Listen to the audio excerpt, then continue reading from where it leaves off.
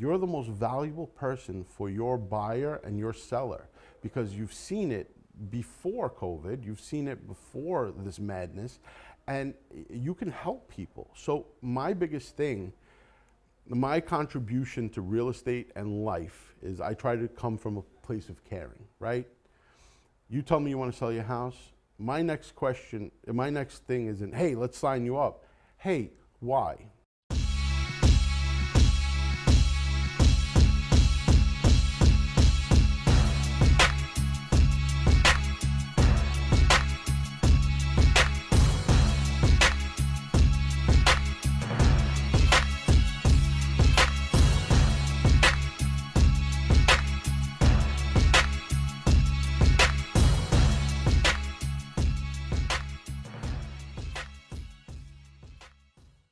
Hey everybody, welcome to another episode of The Spotlight. Thank you for joining us. Today we have a very, very special guest, somebody who offers a tremendous amount to the real estate community and also in the world of food, which we all love. Our good friend, real estate professional, Mr. Baldo LaRussa. Thank you for joining us. Gentlemen, thank you. How you doing? Great. Thank you for having me. Now, you've been hard to get on the show. We've been trying. We've been trying. Not with pressure. Like, it's not like he's avoiding us. No, not at all. But he's never. very busy. Very busy. And, you know, we're in the busiest time of the year in our mutual industries. And so time is extremely limited. So thank you for carving out some time for us today. And, you know, we really appreciate it. And I think our viewers are really going to be able to benefit from some of your insight as somebody who switched careers, you know, at a point where you were already established, you switched careers into a new industry, and he's crushing it. I mean, over 200 homes sold. I mean, you know, the numbers don't lie, right? Short time, too. Short time, hasn't 6 been years. Yeah, hasn't been a realtor that long. Yeah, I'm a huge fan. I've known Baldo. Look how humble he is. He doesn't like it. Yeah. He doesn't like it. That's Baldo. All right, we won't talk about you at all. Alex, let's talk about you. Yeah, Alex, how's everything go? No, I'm a huge fan. I'm excited on the journey you've been on, where you are now, where you're going. You know, I've been a fan of yours since I met you, 4 or 5 years ago? Same here, Yeah, absolutely. yeah. I'm excited you're on the show. And I want to hear your story. I know everybody wants to hear your story. So what got you into real estate? Let's start there. What got me into real estate? So about 7 years ago, I was a chef, full-time chef. That's awesome. I worked in so many wonderful places. I was head chef at Vincent's Clam Bar in Carl Place. I was chef at Fig and Olive in 52nd Street in Manhattan. Yeah, Fig and Olive, sure. Yeah, I ran Terminal 4 at JFK, all the restaurants, the grab and goes, everything. I had a wonderful career. And, you know, my whole life is wrapped around, you know, faith, family, and work, right? So I felt like I was working more than everything else. So of course I wanted to be like every other real estate agent in the world. And I said, let me try a career in real estate. It's something I've always loved. I've always been around. I own real estate. My father was big in real estate. He loved real estate as well. And I said, let me give it a try, because I knew I could build a life that I wanted to live with real estate. Being a chef was just, it was anywhere from 90 to 120 hours a week. It was insanity. Yeah, there was too just many hours. no rest. I had no timeline. But my passion for real estate comes from when I was young, looking at buildings with my father, you know, figuring out what was worth, where to shop, what to look for, you know, and it was something I always loved and wanted to be a part of. Yeah, that's excellent. That's Love awesome. that. Did you go to chef school in New York? I did, actually, yes. I was in Manhattan. It was a small program, the New School. It was mostly known for fashion, Yeah. but they had a really cool boutique, you know, culinary program that was just awesome. It really worked. Did you know that I went to chef school? I did not. I didn't know that. Did you know I went to chef No, school? you I did got not. so many secrets. He doesn't say anything. He's got a lot right? of secrets. Yeah, I went to chef school before I moved to San Diego and I got in the mortgage business. Mm-hmm. My family was in the restaurant business. My uncles were in the restaurant business. That I knew. And they put me through chef school in a really good school in Chicago. and I went to chef school for 4 hours a day, and I worked in the kitchen for 8 hours a day. And he still can't scrambled eggs. You never had my scrambled eggs, so Yeah, you don't know. yeah, it's very important as a chef. Tough business, tough industry. I just got burned out. Yeah. So I left the restaurant industry, and then I moved from Chicago to San Diego. Well, I think the Greeks and the Italians, we have that Yeah. in common, is our love for food. Oh, There's yeah. just no question about that. And I'm not Absolutely. saying other cultures don't have No, that. no. But that's the Greeks and Italians, we definitely have Yeah. that. Yeah. And obviously we share a lot of history together. But in my experience with family and friends that some have very successfully operated restaurants and some have failed, you know, the food inventory is tough. Like managing your food inventory Oh, yeah. is very challenging. And I think that could really, like, look, if you don't own the real estate, negotiating that lease correctly, critical, no question. But the next step, right, you need to have good staff, which comes with, you know, management, et cetera. But if you're not managing that inventory of food, because it's perishable. It's not like in our world where, you know, we buy, let's say, paper for a printer, we buy too much paper, it's not going to go bad. Yeah, you could use it and it's Yeah. fine. Yeah. So Most restaurants lose it on the margins when they lose the food. Yeah, and in the restaurant business, it's so important to keep a tight ship, and I feel like that's just anywhere in life. If you do that, no matter where you are, if you keep Sure. a tight ship, it is. I think what I got the most out of my restaurant career, when it brought to real estate, was the amount of time and effort that I put into being a chef, right? Yeah. So here's a, you know, as a Greek and Italian, those are the two worst places to grow up in the food industry, because diners never stop and pizzerias never stop, right? Correct. So Yeah. you work every day, every holiday, it doesn't matter, right? So it just instilled a really strong work ethic in me. Absolutely. So when I'm sitting there as a first-time agent and I'm there for my first week not knowing anything, right? No training. I came from a small boutique firm before I went to Keller Williams, but no training. I'm just sitting there, and I'm sitting there from the second it opened to the second it closed, and people are telling me, "Where are you going?" I said, "Well, I don't know what I'm doing. I don't know where I'm going. I need to stay here and learn from somebody, right?" And they're like, "You're going to just spend all day?" And to me, from 9 to 6, There's nothing. that was a day off. So Yeah. I was an absolute joke. I Yeah. thought that was ridiculous. And even you know, now, I'm going into my 6th year now, you know, I'll work an absorbent amount of hours, but I still get so much time with my family. I still get, and people look at me, they're like, "But when do you not work?" And I'm like, my God, there's so much time that I'm not working during the week, and Yeah. I'm so grateful for it because I'm spending it in the places that I wanted to, and one of the biggest reasons why I got into this career. You know, so even now, are there people who work harder than me in this industry? Absolutely, Sure. absolutely, tons of them. But I work as hard as I can and still have that family life and faith and, you know, everything wrapped up. And to me, I sometimes at the end of the week, I'm like, wow, I feel like I didn't work enough, because I have that European, you know, mentality where your Also, father's going to tell as a you. chef, as you know, you were the preparation of the day, right? So it wasn't just like you might be, you know, running your kitchen for 12 hours. It's all the hours of prep Yep. leading up to that, right? Yeah, that's right. And I could appreciate that. And you build that muscle memory. Quick question. So was that one of the main drivers for you to leave the restaurant industry and transition to real estate, is to spend more time with your family? Absolutely, It was, huh? 100%. There's no Yeah. question about it. I joke because I had opened up a restaurant, helped open up a restaurant in Suffolk County, and I was living in Brooklyn when my first daughter was born, and she's 14 now. Oh yeah. So for the first 2 years of her life, I worked 7 days a week, and I would open and close. And opening and closing, and it was an hour and a half commute from Brooklyn to Suffolk County. What part of Brooklyn? I was in Bushwick, And then what part of Suffolk? Rocky Point. Oh man. So it was 64 miles, And right? that traffic today, even worse. even worse, Wow. yeah. So it was going and coming every day. So 3 hours commute total per day, Roughly. plus a 10, 15-hour shift per day. And what time Exactly. did you typically So open? I would leave early. I would leave around 7:30 to miss the traffic. So I would get there early and prep and get myself set up, and then I would typically leave after the traffic, which would always be, depending, it could be the weekend would be much later because you're Sure. busier.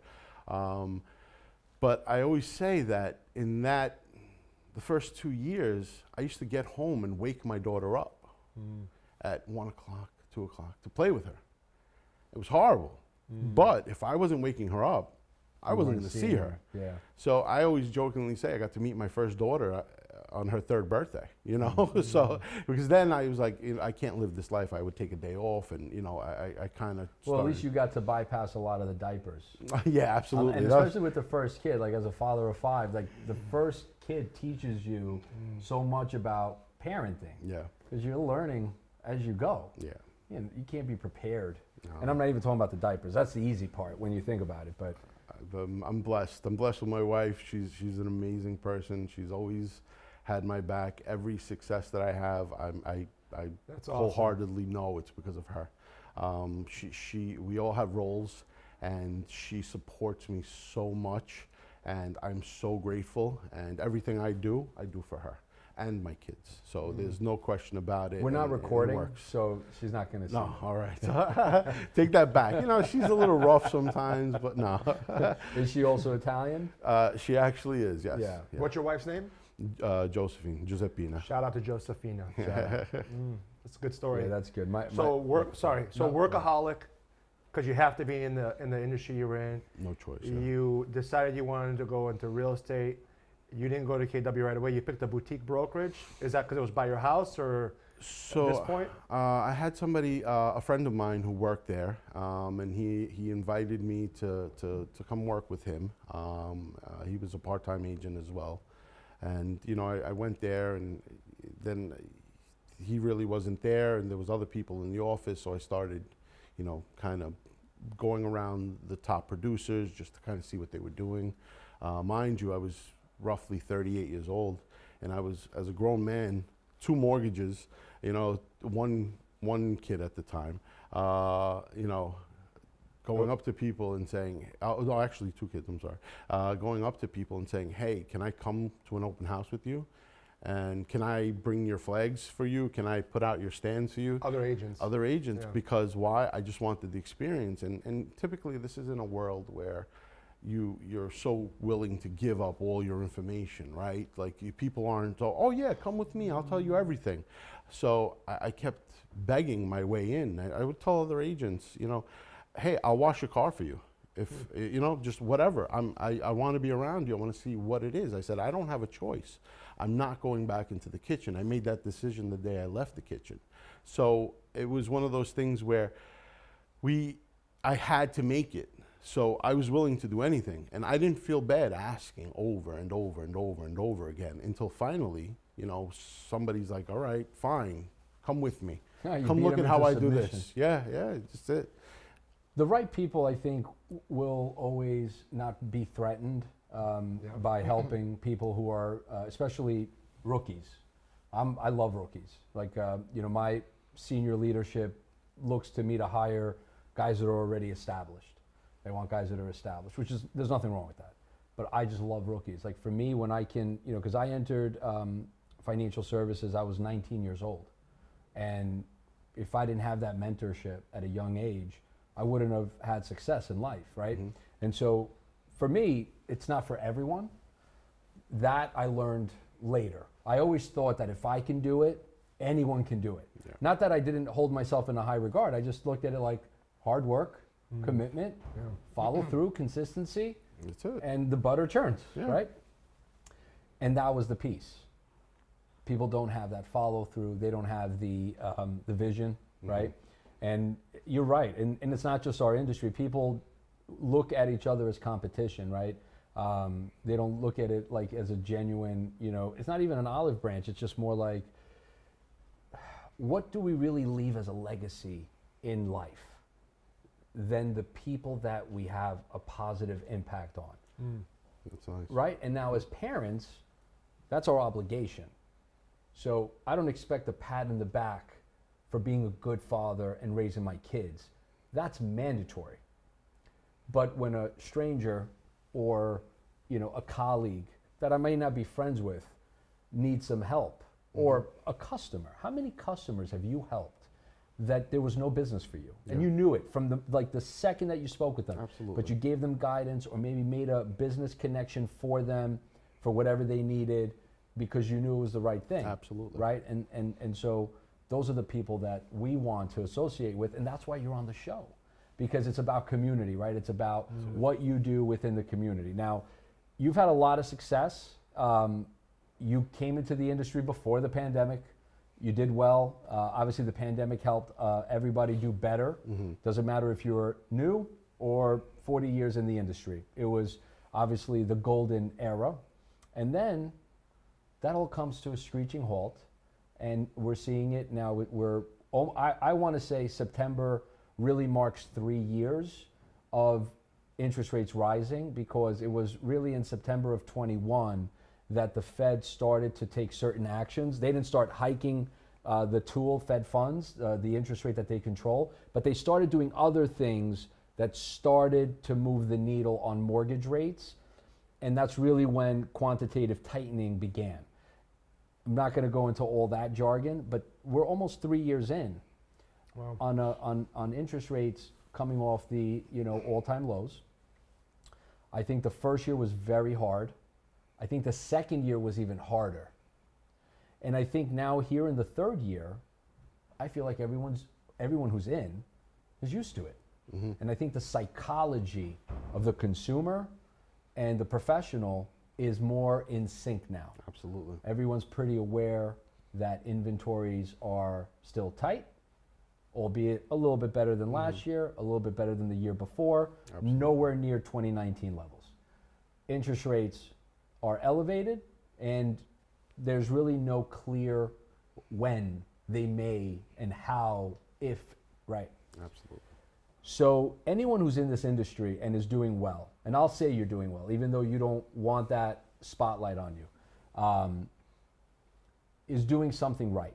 So one of the things we like to ask, professionals like yourself, is what advice would you give to somebody who's been in the business 5 years, maybe 10, and had some really good years, and now has had some really bad years, and is thinking about leaving the industry?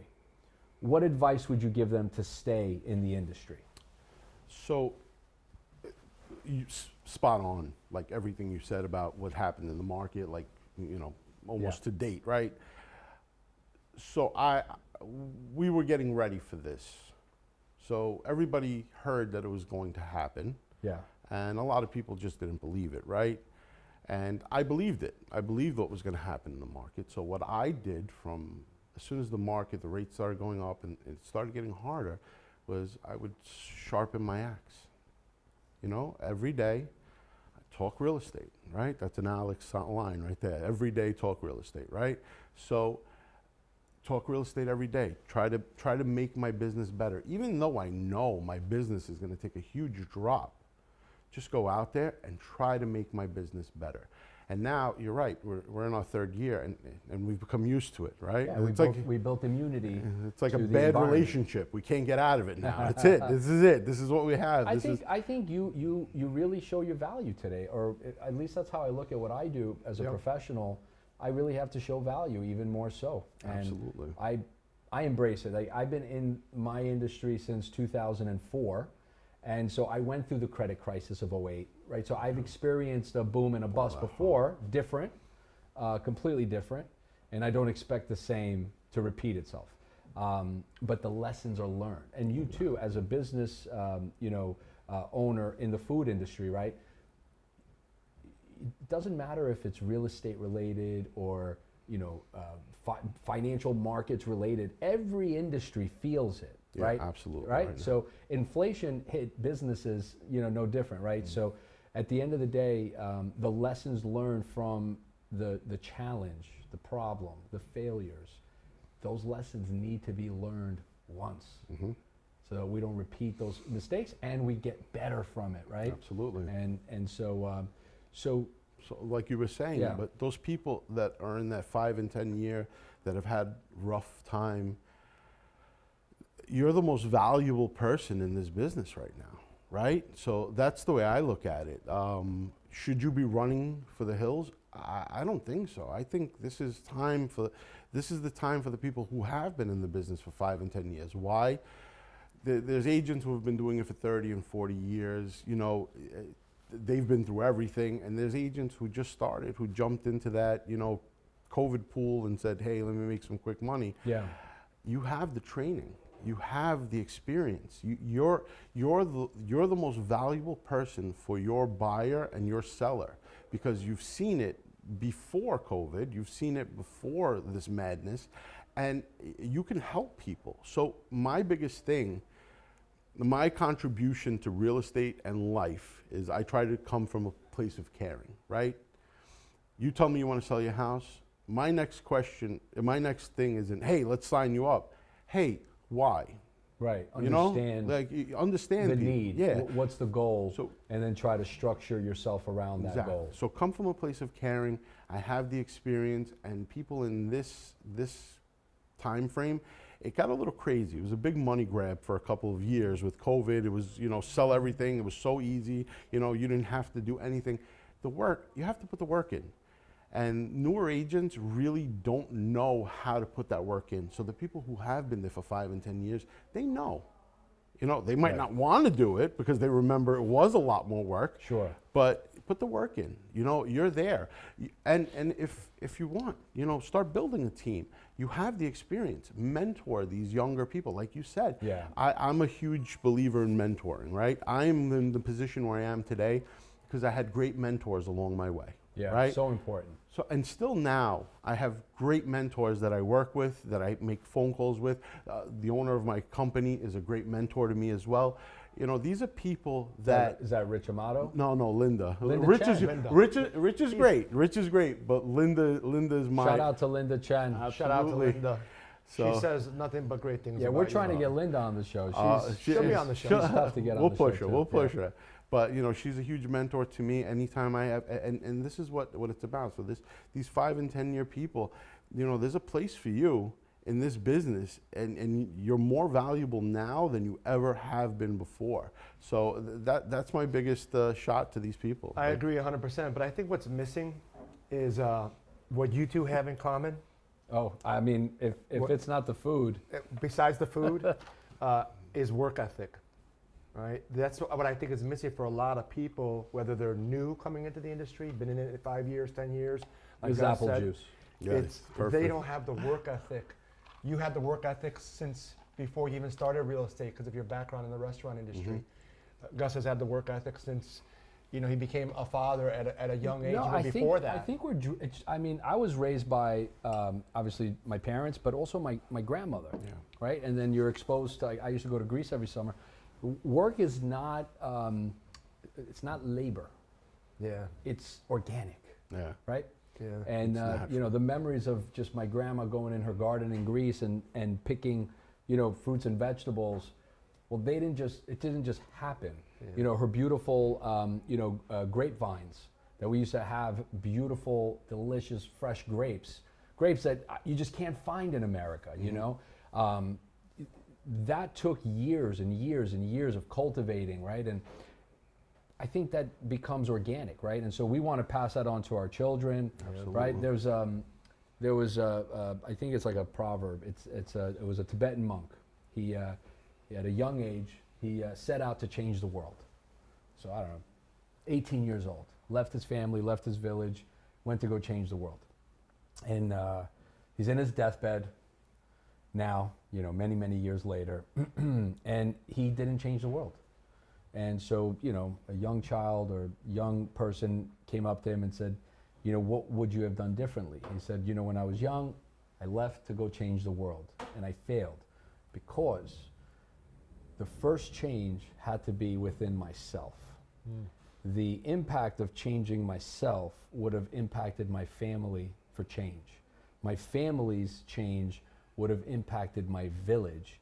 The village's change would have impacted my town, city, country, world. And Absolutely. so if you really want change, it starts within. Yep. And the truth is, as a parent, and I know I'm talking too much, I'll get off this. That's okay. I like But what you're saying. as a parent, like people say, oh, change, we have to change it. And what I suggest to people is incite that change within your life, within you and your family, and our children, and then their children, and then that's how the world becomes a better place. Absolutely. What that exactly means, I don't know, right? Because everyone has different perceptions and ideologies and different moral foundations, but I think most people align really well with certain key principles, right? And Be the that's- change that you want to see out there in others. yeah, I absolutely. think we all just want a safe place for our families.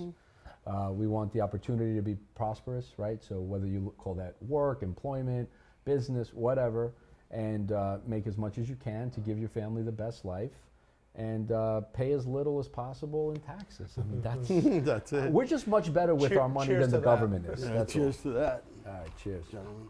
Thank you. Baldo, give me some tactics, some strategies that you're incorporating right now in your business, marketing-wise, business development-wise, that's working for you. So, of course, social media. When you say, of course, social media, go a little deeper. What does that mean? I think social media is the advertisement of today. I do mailers because I have to. I feel like it's in my DNA. I'm getting my first my first bench put up in Franklin Square. So this you're farming summer. Franklin Square. Yeah, I'm always farming Franklin Square because that's the area I'm in. But Yeah. Social media. What percentage of your business would you say collectively is Franklin Square? So More than 50%? Western Nassau, because Franklin Square is so small that Yeah. it's hard to just say one town. Yeah. But Western Nassau and Queens is basically where the majority of my business comes from, and I would probably say around 75% in that area. And then I do some in Suffolk, and I do a little bit in Brooklyn. And Franklin Square is in Western Nassau? Western Nassau, Got yes. So I primarily I'm in that location. So social media, it's just constantly reminding somebody of what you're doing. Yeah, yeah. You know, in my side, I hear it all the time. Other agents saying, "Oh, I forgot you were a realtor," And when somebody says that to somebody, it's got to kill them. So I try to make it a point where that's something that somebody could never say to me. They could say, "I don't want to use you." Okay, great, that's fine. But they can't say they forgot. So Yeah. because I'm constantly there.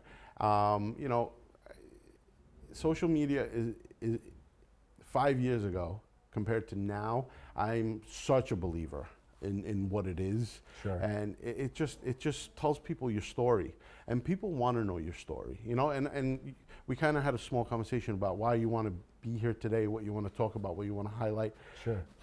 Just letting people know who I am, introducing myself.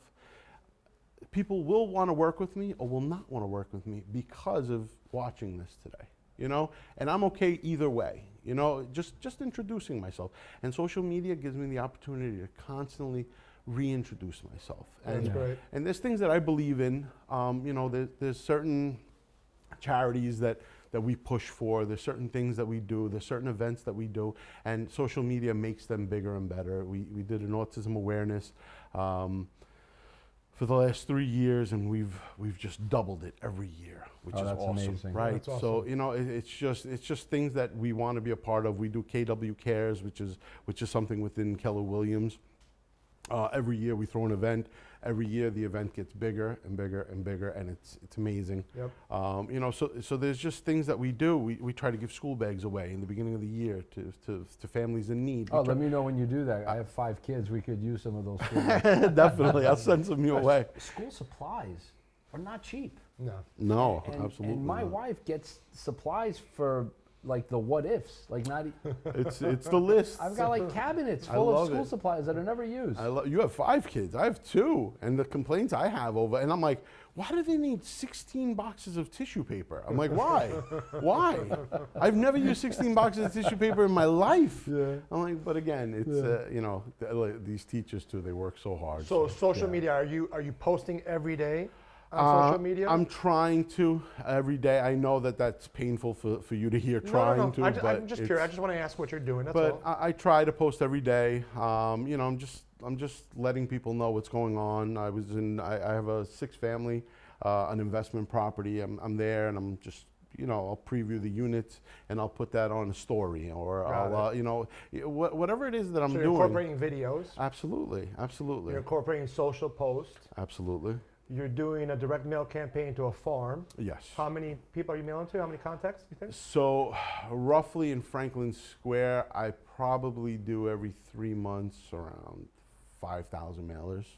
Every 3 months? Yeah, every 3 months. Got so it. there's it's big. We have a couple of billboards up. We have one in Franklin Square, one in Williston Park. Like I told you, we have a bench coming to Ralph's, which I'm super excited about. That's awesome. Ralph's is the best. Yeah, Ralph's is the best. Yeah. Yeah. And then I'm like, I think once I get the bench, that has to be a celebration. Rita's is good too, though. Yeah, but Yeah. now Ralph's is Ralph's. Ralph's is the Yeah, best, yeah. but like So- no, because we support both. Yes.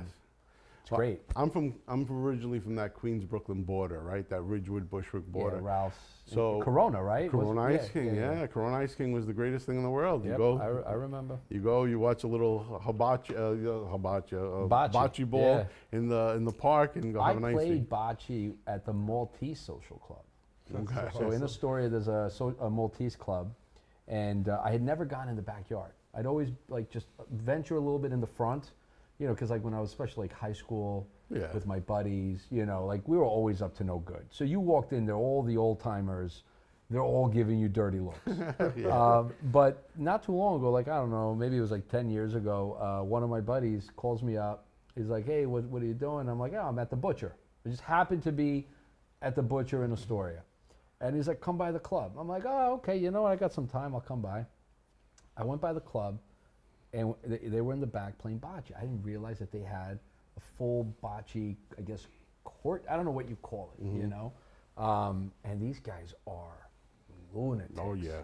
Not Oh, like yeah. the old school Italians in the park, because Oh. in the school park in the parks in Astoria, you'd have the bocce little courts, and the old Italian guys, kind of like pacing around and stuff, but they never got loud. No. No, the Maltese were They're nuts. I love it. and it was great. Like I had such a great experience.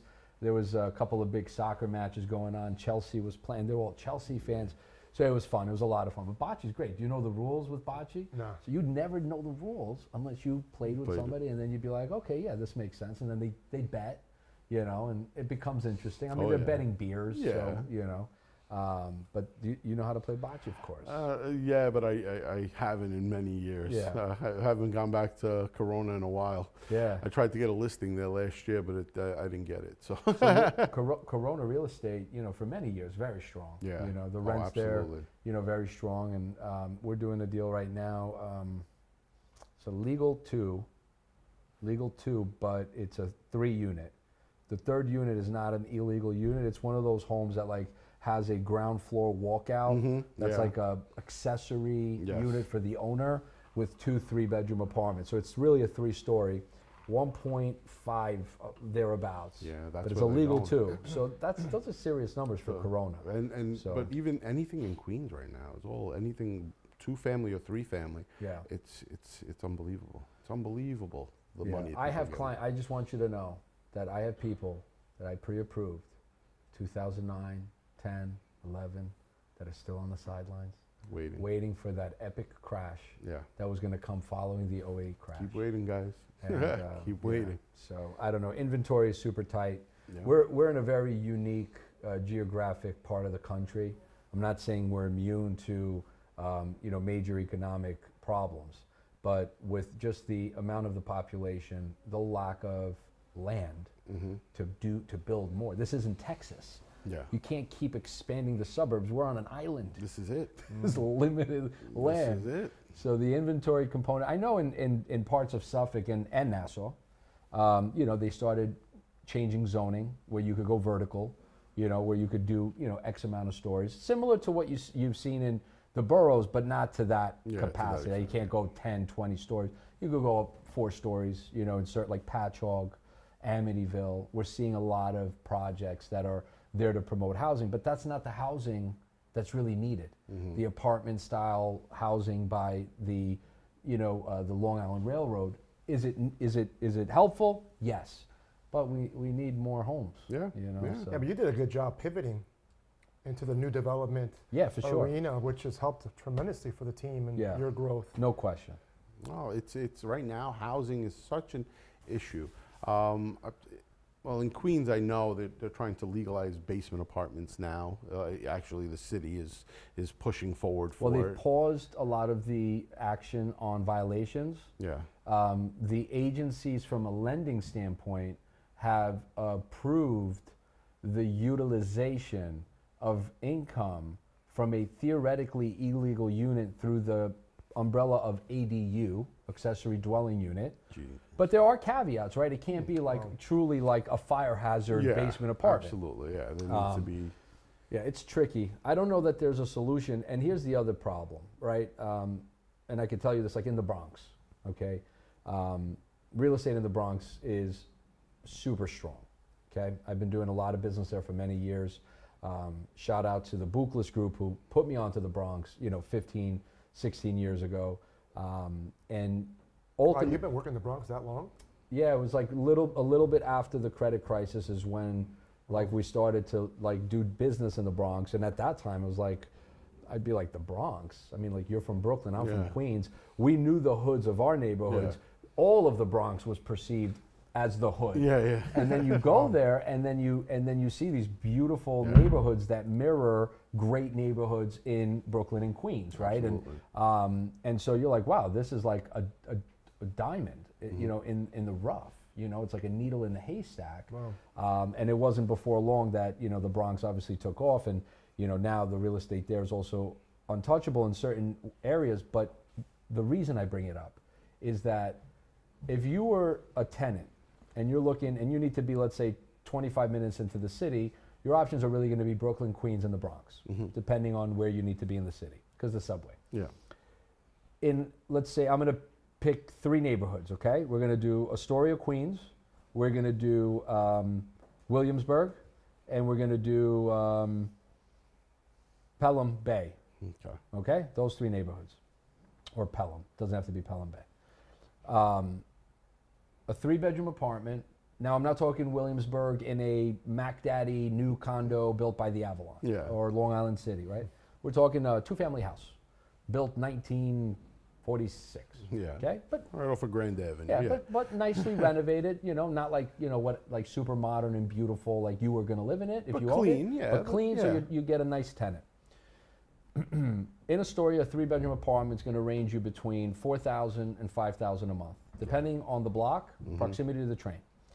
In Williamsburg, $4,500 to $6,000. Yep. Okay.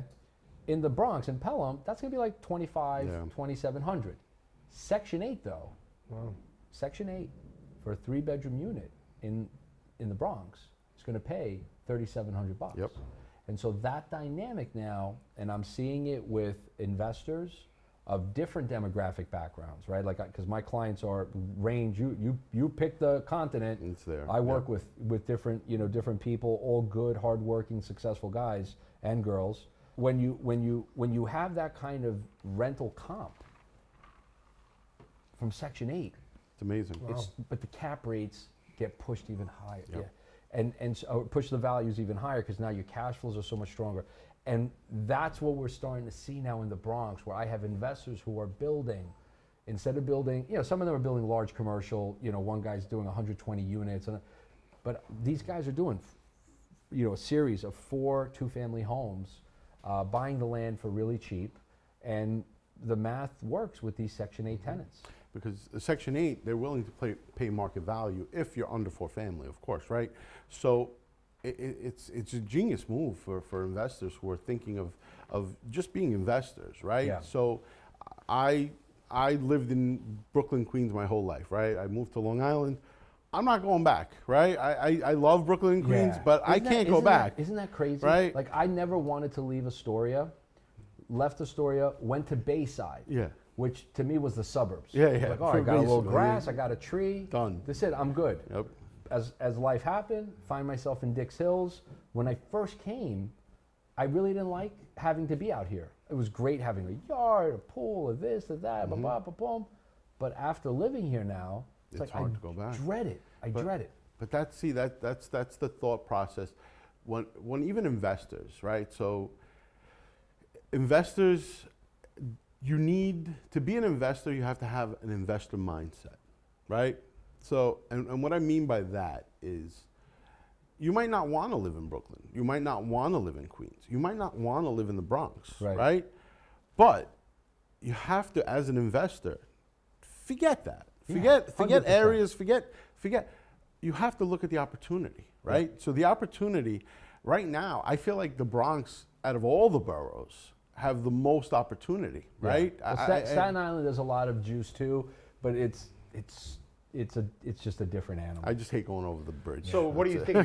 You're analyzing your return on your investment. So you're going to sacrifice living there for the return on investment you could get. Not even living there. He's saying this as an investor. Just an investor. Yeah. So like he said, you buy a couple of 2 families, you put some money into it, and then you can get market value, let's say, for a Section 8, and that brings a big return on your property, right? So it's like, it's a lot of people want to invest, but they don't have the investor mindset. You have to almost clear out everything, and the numbers have to make sense. I always try to, like with a young first-time buyer who doesn't have children and like that real need for, planting roots, but they're smart and they're thinking real estate. I try to convince them for their first home to buy a 2 or 3 family home. Yeah, you mentioned that before. Use the banking system, the first time home buyer program, to use that leverage to buy a multifamily, to give yourself a shot at creating some cash flow down the road. Because you're going to build equity theoretically regardless what you buy. But not everything can really be a cash flowing asset. Absolutely. And you know what? You're 25, you're buying a 3 family, and in 5 years you meet that person and you kind of want to take, that plunge into the suburbs or whatever. Well, great. You don't have to sell this multifamily. Yeah, you could use the equity. And then you could rent out the unit you were living in, generate some additional cash flow. That just pays for itself. And then the argument I get from some of these individuals is, well, I don't want to be a landlord. And I get it. It's not for everybody, I wish it just was. I just wish you all could just be landlords. So I'll give you something that my father always used to say, and it translates a little differently in English, but he always would say, you don't buy chickens that don't lay eggs, right? You just don't buy chickens that don't lay eggs. And what he meant by that was, a chicken is one meal, but a chicken that lays eggs is meals forever, right? So you always want to have, I live in a private home. I love my home. Do you have chickens? Well, yes, I do have chickens. Cool. that lay eggs. How many?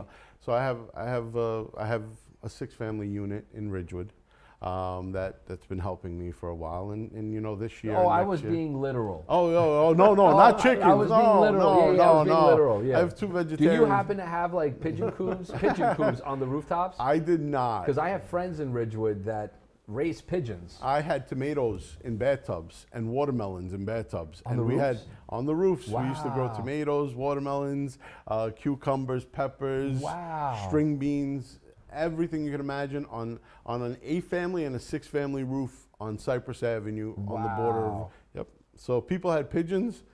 My father's like, we're not eating pigeons, but we're gonna eat tomatoes all summer long. Nice. So compound buckets full of tomatoes. That's great. Loved it. Love it. That's a lot of work though, right? To just cultivate on the roof. Well, my father had me bringing up all the dirt, everything up there for him. He would plant, and getting on the rooftop of a commercial multifamily building, it's not just like a beautiful staircase. Like you're either climbing a fire escape or no. These were thank God it was it was a staircase. Yeah. But it's not like you're like in a house. Yeah. Oh, you guys had regular stairs that went to the roof. Yes, okay, because I'm remembering. Yes. No, but you're right. Yeah. I'm actually selling one right now that has a staircase that goes to a pop-top roof. Yeah, absolutely. That's more common. But there are a lot of buildings that have regular stairs, right? Yeah.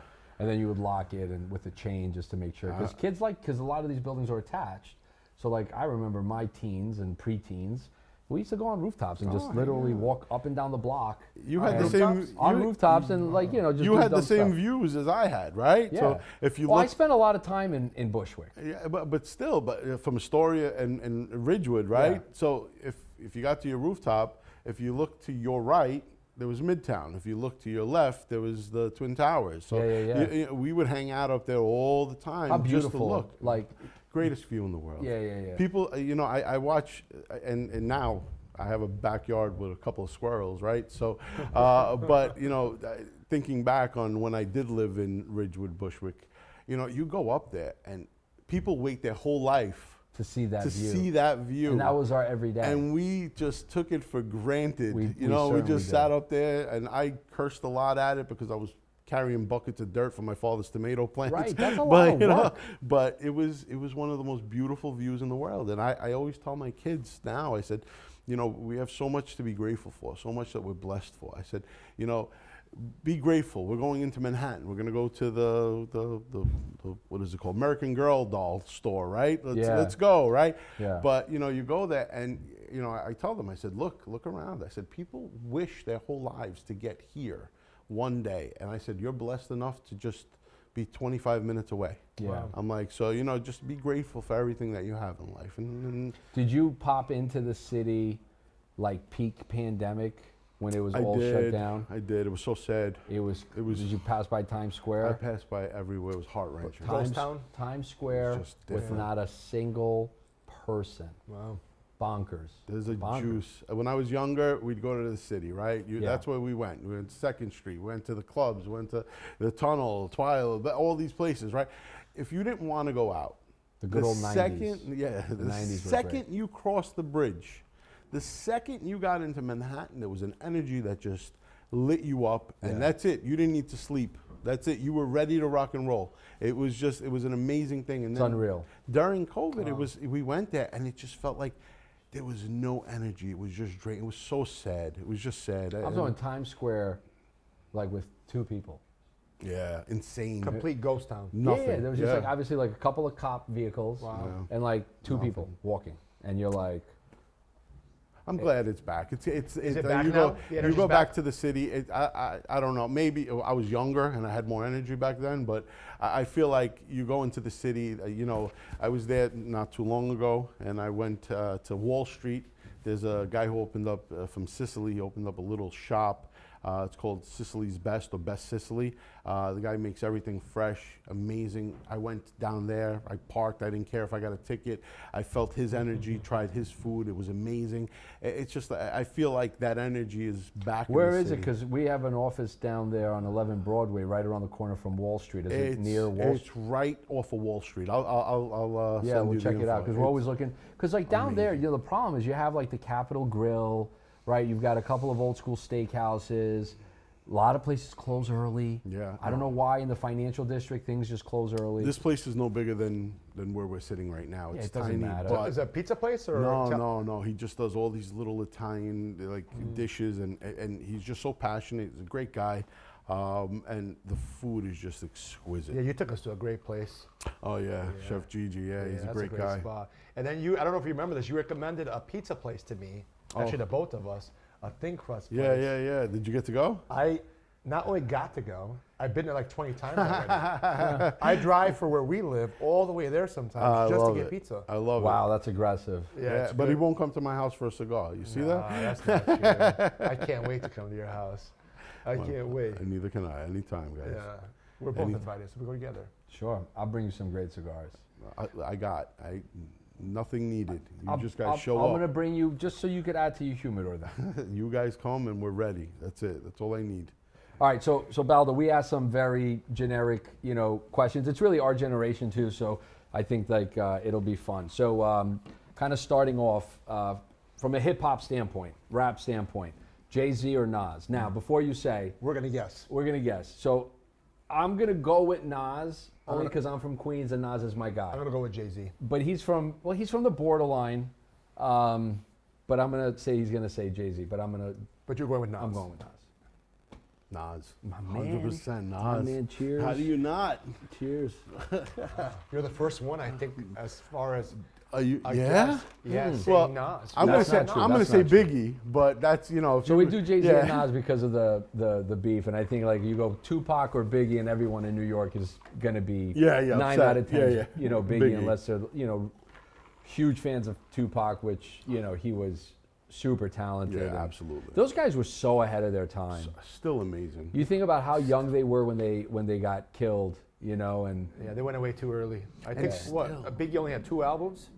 well, one before he died, the second one came out right after he died, but he was gunned down. I think he was 24 years old. Yeah. Yeah, Tupac was young too. And 24, still, if 25. you listen to what if you listen to what they did, Yeah. still now, it's just so, it's so, like of course, I got 2 girls, but they're gonna listen to Biggie, right? That's it. Yeah. There's no way around it. They're gonna listen to Not the explicit version. Yeah, well, exactly. the- But and you know, it's just it's absolutely amazing. they were ahead of what their they time, did. Absolutely. sure. All right, Yeah. so I know the answer to the next one Which one? because he's from the borough. So it's Knicks or Nets, Yeah. but it's going to be Yeah. Knicks. It's gonna be so Knicks, cheers to the Knicks. Great Follow job, the Brunson.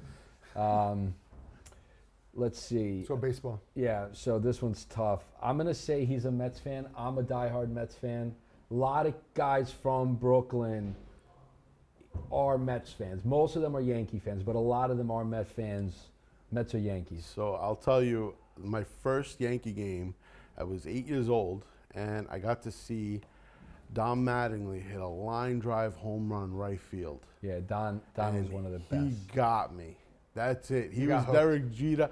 He got me. So I am a diehard Yankee fan. Was your father a Yankee fan? My father couldn't have cared less about About sports. sports. Yeah, he was. Unless Italy was in the World Cup. Not even. He would go just to celebrate, just to eat. But yeah, he was not a sports Because guy. Italy's had really good, Oh, yeah. national Oh, clubs yeah. for many years. You know we have the Euro Cup playing Yeah, right yeah, I now. just watched Germany beat who they play Austria. Such a good tournament. Yeah. You into soccer? Not as much as I should be, but everybody around me is. Yeah, my family, my father-in-law especially. Yeah, this is my favorite tournament. I like this over the World Cup. Yeah. You just get, I like them both. I love them both too. Yeah. Agreed. But you Yeah. just get more power teams. Yeah. Because it's small. There's only 32. There's not 64. Right. And There's a lot of world teams that And it's great because Italy just played Albania, and I have a lot of Albanian friends. Yeah. And, of course, the text message start the day before. Sure. And, Unfortunately, Greece didn't qualify. You know how they did not qualify? No. Last game, in a penalty, they were winning the game. It got tied at the end. They go to penalty shootout. They lose the shootout. Yeah. Yeah. That's how it works listen, out. I know about the World Cup, the last World Cup, so I'm still made fun of about that. Yeah. Italy did not qualify after winning the Euro Cup. We did the same Yeah, thing. When so- Greece won the Euro Cup, the next year they did not qualify for the World No, Cup. it's okay. They needed a break. Let's do hockey. Last one, we'll do hockey. No, we still have football. All right, so Jets or Giants? Listen, I know he's a Giants fan if he's a Yankee fan. Yeah. So I'm a Jets fan. Hand in hand. So I'll drink. Hand in I'll hand. drink. Well, I'll drink too. It doesn't have to. There's no We all winning and drink. We all losing here. All right. Hockey's tough because I don't know. Hockey's not tough because if you're not from Long Island, you're a Rangers fan. It's really simple. Is that how it is? Yeah. So, but Yeah. I'm very neutral because I was not a hockey guy. I had friends that were into hockey, but I was not a hockey guy. So when the Rangers won the Stanley Cup in '94, I was super happy. I went to the parade. If the Islanders are doing well, super happy. Love their colors, similar as the Mets.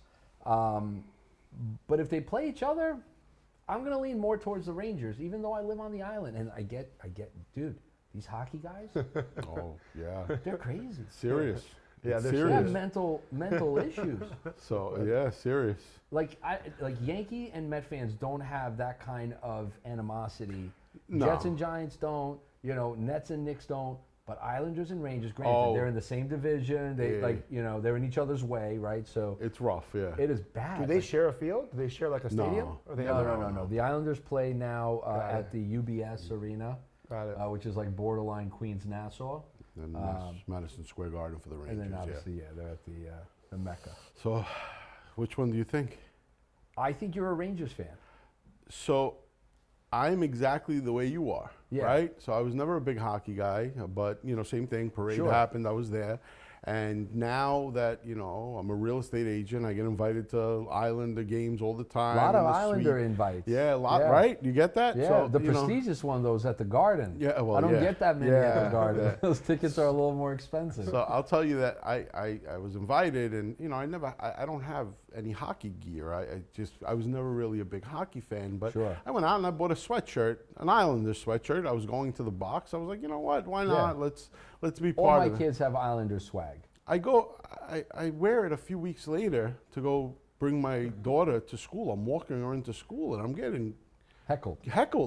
And I'm like, Guy, what's going on? He's like, how dare you wear that shirt? I'm like, I bought it because I was invited to a suite. I'm like, I ate shrimp for 2 hours and then I went home. I'm like, that's what happened. This is why I bought this shirt. I'm like, take it easy. I'm like, I'll buy a Rangers one too. But They are lunatics. Oh, yeah, wow, nuts. they're But into I'm it, going to say probably if I had to root with one, I would probably go with the Rangers. Yeah, I would Yeah. probably go Rangers. It's tough on the island. Like when you're on the island, like Islander fan, like it's expected of you, and they just get so, they take it very personally. Like for me, it's if I was a Yankee fan, it would be like if there was a Boston Red Sox fan, like it would bother me, right? Or Yeah. maybe vice versa. Maybe it bothers Boston more. I don't know. I'm a Mets fan, so I don't know what winning feels like. It's so far in like my childhood. Last time, painful, yeah, it's it's a like- long time ago, and I'm also a Jets fan, so When's the last time you guys won the World Series? the Mets in '86. 86. They've had some decent runs, but it doesn't matter unless you win. Yeah, you're The almost. Jets, the 4 last time years. they won, I think it was '69. Their only time they won. It was around that time, around '69, with Joe Namath. And so it's been tough with them. And then the Knicks haven't won No. my whole life. So That's they won it. Yeah. in the early '70s 2 championships. Again, I don't know if it was 70, 71, 69, 72, whatever it was. Yeah. But, and they had good runs in the '80s. They had that one chance when Jordan had retired in the mid '90s and they lost to the Rockets. I think the Knicks were up 3-2. Wow. And then the game 6 was in New York. And I think that was the game that I John remember that Starks series. was just like off the backboard. Against off the backboard, Houston. That's something famous that happened at that series. This is how young I was, and this is the last time I feel like they had a real chance to win. I was at a school dance. That's how, and they were playing on the TV the playoffs, and they cut the playoffs off because it was the O.J. Simpson chase on the Bronco. I remember that. And I was like, wow, that's how long ago this was. Yeah. Wow. I remember the coach for Houston. What was his name? He was mentioning the Hearts of Lions. Yeah, he was just Heart inducted of in the Hall of Lions. Fame. Yeah. Yeah. What was his name? Yeah, I know who he's You know talking what I'm about. talking about? Yeah, Yep. I remember that. But That's awesome, Baldo. I'm very, very proud of you, man. Just keep up the good work. You're on the path to everything that you want to do in real estate. Just don't lose sight of So we the should, prize. we should ask him a foodie question. yeah, this is easy. That one all day. I think Well- a foodie question is good, right? Well, we could ask him if he prefers Greek olive Oh, oil. I over knew this was Italian coming. olive I knew oil. it. We could do that. I knew it. Listen, Cut the depending- camera right now. Depending the dish. Depending the dish. Remember this conversation? Re- we All had? right, so, Depending so the all right, dish. so I'll give you some context, and I wasn't going to ask that, but you had to make it. You had to weird. go back. You had to make it weird. I don't think it's weird. I so just you have had a to go nice, back. you have your favorite loaf of bread. Yes, Okay, this is just for dipping purposes. Ooh. that's it. That's all. I give you some nice Kalamata first press. Nice, strong, Okay, olive oil a little for the bitter, dip, but still nice or on the do you tongue. have a preference on Italian for just the dip? So This is not for salad. it's not It's fair. not for lamb. It's not fair to say that. So a stronger olive oil, I believe, is a Greek olive oil, right? I feel like it has a little bit more bitter. A Kalamata olive oil is an amazing olive oil. That probably has a little bit more body to it, where it would be a little more of a dip for the bread, where all you would have to add is maybe a little bit of salt, a touch of black pepper, and call it a day. It has enough to stand by itself, right? Would you add And a I- splash of vinegar to that? No, You would not good olive oil. I let it Yeah. live. A little bit of salt, a little bit of pepper, just That's to give it a little bit of oomph. If you want, if it's not that great, you put a little bit of cheese in there, red pepper flake, oregano, do whatever Right, to if it's dress like it up. Spanish or Exactly. Italian olive oil. See that? So now I'm going to tell you, I like the sweetness of Italian and Sicilian olive oil better because this is something I grew up with, right? This is what I love. This is what I know. I love Now, the Sicilian fruity. olive oil comes from what kind of a grape? Well, no. I got to be honest. Oh, not grape. I'm sorry. Olive. Yeah. I got to be honest. I don't know. It's all the same on the island. That's it. That's all we see is one tree growing throughout. But Is it a green olive? Yeah, it's a green olive. Okay, got it. It's a green olive. So we'll still get that dark, rich, deep green color, but it's not as bitter as a Greek olive oil. It's a little sweeter. It's a little lighter on the palate. You know, it's for a more refined taste, like the Italians have. Shot for shot. What? He's going to hold his ground. All right, come here. Come sit next to me. You're going to hold your ground to the Italian olive oil, are you? I'm gonna. And again, I love Greek olive oil. I have Greek friends that are family to me, and they grow olive oil, and they grow olives and send me olive oil, and I love it. And even if I loved it more, even on my deathbed, I would never admit it to you guys. I'm sorry.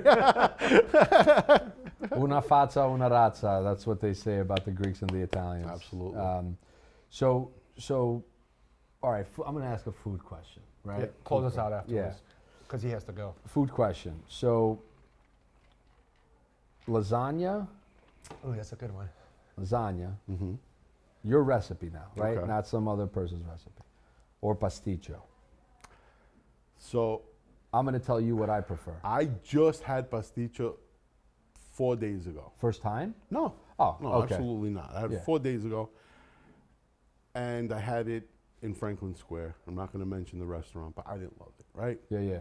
It was okay, but I didn't love it. Like It's got to be homemade. It's got to be right? But it's got to be homemade. So now if I'm comparing that, because I've never had homemade, right? So Oh, okay, I've never not fair, yeah. So now I've made lasagnas where I've done lamb shanks, braised them down, and used that as my meat ragu in between. Wow. And then I've taken the bone marrow out. Wow. And I've used the bone marrow in between. From the lamb. Yeah, Oh. absolutely, from the lamb Oh, shank. you're From the- bad. from You're a the veal- bad boy. So that, You're a so bad without question, Oh, my not even God. in the same atmosphere, That's not even so in the same good. universe. Yeah, saying it like that, I would Lasagna. probably say So, lasagna. Yeah. Father's Day, my wife made me lasagna because Nice. it's one of my favorite dishes, and I prefer it to pasticcio. Okay. It's just my preference. So even though I'm Greek, Listen, okay, I just call it how it is. Yeah. Pasticcio's great, lasagna's better. Greek olive oil is the best. excellent. It's what It's it is. excellent. It's just what it It's is. absolutely excellent. That's it. I'll leave it You at take excellent. lasagna over pasticcio? Yeah, I will, and I love like when you do the cream, I forget what they call it. in Greek. Bechamel. The Oh, bechamel. well, yeah, same thing. Yeah, the bechamel. When you do that well, along with obviously the meat sauce, it's an exceptional experience. I like my lasagna with a little bit of spinach in the ricotta, the nice mozzarella layer. My wife does a little bit of zucchini. You have to try. What? It's amazing. And this is one of the first dishes I ever ate when I was a kid that made me want to cook. And I was about 6 years old. Okay. And we were walking past, because you walk past in Queens, we're walking past one of my mother's aunt's houses, and she's making manicotti. And she's making the skins for the manicotti, the wrappers. So she's pouring one by one, very delicate. And she was making manicotti and cannellone, right? What cannellone are that wrapper, a little tiny smear of ricotta, the ground beef that's really flavored and seasoned and really cooked down, and then wrapped individually, and then baked. And then you pull out one manicotti, basically, cannellone, and you eat it that way. And it's very, very tender. It's very, very light.